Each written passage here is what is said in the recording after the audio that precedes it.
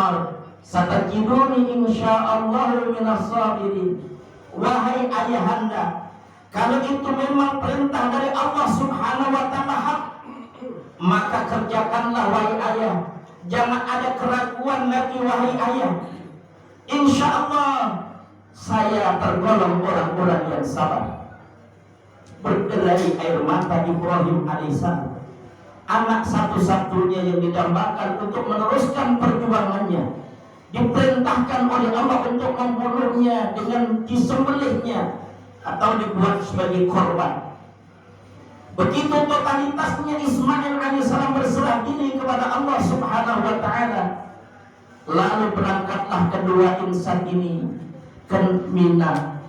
Di tengah perjalanan iblis tak henti-hentinya berupaya bagaimana menggagalkan usaha yang baik, perintah dari Allah Subhanahu wa taala. Dirayunya habis-habisan Nabi Ibrahim alaihissalam supaya menggagalkan perintah Allah Subhanahu wa taala. Ismail pun lalu mengambil batu dan melemparnya dalam satu riwayat sehingga matanya iblis sampai keluar. Kemudian ini dilaksanakan oleh jamaah haji, yaitu lempar jumrah, ula, wusta dan aqabah. Allahu akbar, Allahu akbar, Allahu akbar. Setelah iblis gagal, sampailah di Mina. Lalu Nabiullah Ibrahim alaihissalam membaringkan putranya Ismail alaihissalam. Anaknya ketika itu berserah diri kepada Allah Subhanahu wa taala, lalu berkata, wahai ayahanda, tutuplah kepalaku, tutuplah leherku wahai ayah. Saya khawatir kalau darah nanti mengenai baju dan pakaian ayah, lalu diketahui oleh ibu sehingga mengurangi keikhlasan daripada ayah.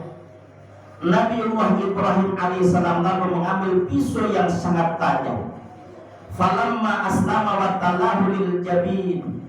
Ketika pisau yang sangat tajam itu telah menempel di pelipisnya Ismail alaihissalam, Nabi Ibrahim tersendat-sendat napasnya. Nabi Ibrahim lalu mengucapkan Allahu akbar, Allahu akbar, Allahu akbar. Tumpah mata air mata Nabi Ibrahim alaihissalam. Lalu Ismail menjawabnya dengan kalimat tauhid, la ilaha illallah wallahu akbar. Tidak ada sedikit pun keraguan karena itu perintah dari Allah Subhanahu wa taala. Walaupun nyawa harus melayang, kenapa? Satu-satunya nyawa yang nanti pasti akan kembali kepada Allah Subhanahu wa taala, entah dengan cara apa. Namun Ismail merelakan semua itu dengan penuh kesabaran. Seraya malaikat ta'ajjub, walillahil hamd, seluruh puji bagi Allah Subhanahu wa taala. Hadirin akramakumullah, begitu mulia Nabi Ismail alaihissalam, begitu tulusnya dan begitu sabarnya Nabiullah Ibrahim menerima ujian dari Allah Subhanahu wa taala. Fanadainahu ya Ibrahim. Setelah dengan sekuat tenaga Nabiullah Ibrahim menyembelih Ismail dengan pisau yang sangat tajam, namun Allah Subhanahu wa taala yang maha kehendak tidak menghendaki setajam apapun pisau itu melukai leher Ismail. Allah jadikan spontan menjadi tumpul adanya. Inilah akidah, inilah keimanan. Sekejam apapun seseorang adalah Allah yang menghendaki, sesoleh apapun Allah yang menghendaki. Sehingga tidak boleh putus asa seseorang yang tadinya berbuat maksiat dan dosa, malam yughani selagi roh belum keluar dari kerongkongan pintu taubat masih dibuka. Dan sesoleh apapun tidak boleh sombong seseorang, karena kesombongan akan menjerumuskan ke dalam neraka. La yadkhulun nar, la yadkhulul jannah man kana fi qalbi misqala dzarratin min kibrin. Tidak akan masuk surga seseorang yang meninggal dunia masih membawa dosa takabur, walaupun dosa itu sebesar darah, sebesar debu yang terbang. Allahu akbar, Allahu akbar, Allahu akbar. Akhirnya dengan kesabarannya Nabiullah Ibrahim dan Ismail alaihissalam, Allah gantikan domba yang gemuk, domba yang bagus, domba yang cantik. Wa ya Ibrahim, wahai Ibrahim, qad sadaqta ru'ya, engkau telah melaksanakan apa yang aku wahyukan kepadamu, maka semuanya sudah kau lakukan dengan ketulusan. Kadzalika najzil muslimin, aku ganti dengan hewan sebagai korbannya, maka demikian inilah balasan orang-orang yang beriman. Balasan bagi orang-orang yang berbuat baik.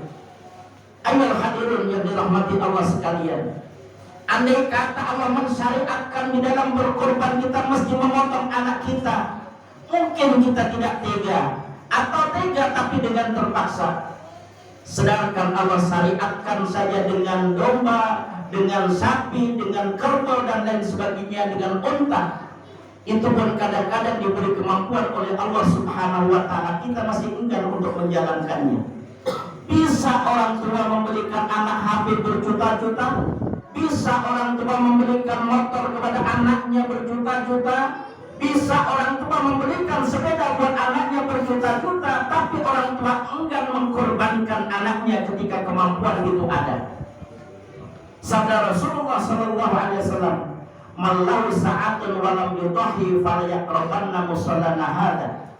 Sesiapa yang diberi oleh Allah Subhanahu wa taala kelapangan rezeki, lalu dia enggan untuk menunaikan ibadah kurban, kata Nabi sallallahu alaihi wasallam, jangan sekali-kali mendekati tempat sholatku. Artinya Rasulullah sallallahu alaihi wasallam tidak mau mengakui umatnya yang diberi kemampuan tapi tidak mau menjalankannya. Sehingga Allah Subhanahu wa taala memberikan keluasan. Kalau saat ini tanggal 10, amal yang paling dicintai oleh Allah Subhanahu wa taala adalah ihraqud dam, memotong binatang kurban. Lalu belum ada rezeki, kemudian di hari tasrik 11, 12, 13 diberikan rezeki oleh Allah kepada kita. Jangan enggan kita untuk membeli binatang kurban lalu dipotong dan dibagikan kepada yang mustahak. Allahu Akbar, Allahu Akbar, Allahu Akbar. Korban seseorang nanti di yaumul qiyamah akan didatangkan tanduknya, akan didatangkan bulunya, akan didatangkan bukunya sebagai saksi. Dari sini ada pelajaran yang sangat mendalam. Apa gunanya tanduk? Apa gunanya bulu? Apa gunanya kuku? Sesuatu yang dibuat, tapi menjadi saksi yang istimewa di yaumul qiyamah kelak. Di saat matahari dengan kepala tinggal 1,5 kilo, manusia terbakar, ada yang keringatnya sampai lutut, ada yang sampai pusar, ada yang sampai leher, bahkan ada yang tenggelam pada saat itu. Disitulah membutuhkan pertolongan Allah Subhanahu wa ta'ala. Man dzalladzi yashfa'u indahu illa bi'idznihi. Tidak ada pertolongan sama sekali. Yauma idzin sya'nu yughni, manusia akan melarikan diri dari orang tuanya bagi anak. Anak akan lari khawatir dituntut orang tuanya.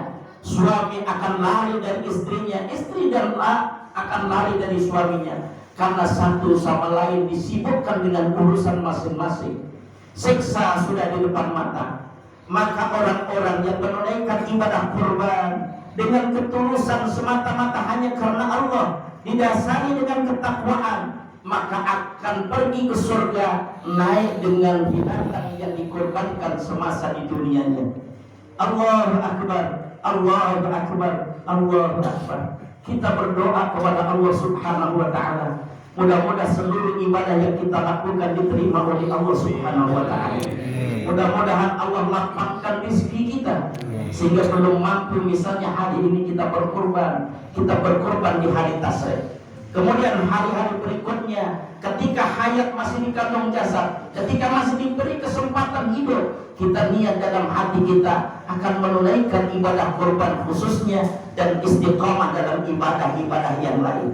Jamaah yang dirahmati Allah, kembali kalau di mahsyar nanti matahari tinggal 1,5 kilo, sekarang yang jumlahnya 152 juta kilometer, saudara kita yang menunaikan ibadah haji di sana mengalami cuaca 41 derajat Celcius yang sudah sangat panas sekali. Oleh sebab itu kita doakan dari tanah air tercinta ini, mudah-mudahan saudara-saudara kita dari tanah air yang menunaikan ibadah haji, kalau memang mereka dipanggil oleh Allah di sana, kita yakin matinya husnul khatimah, dijadikan orang-orang yang mati syahid.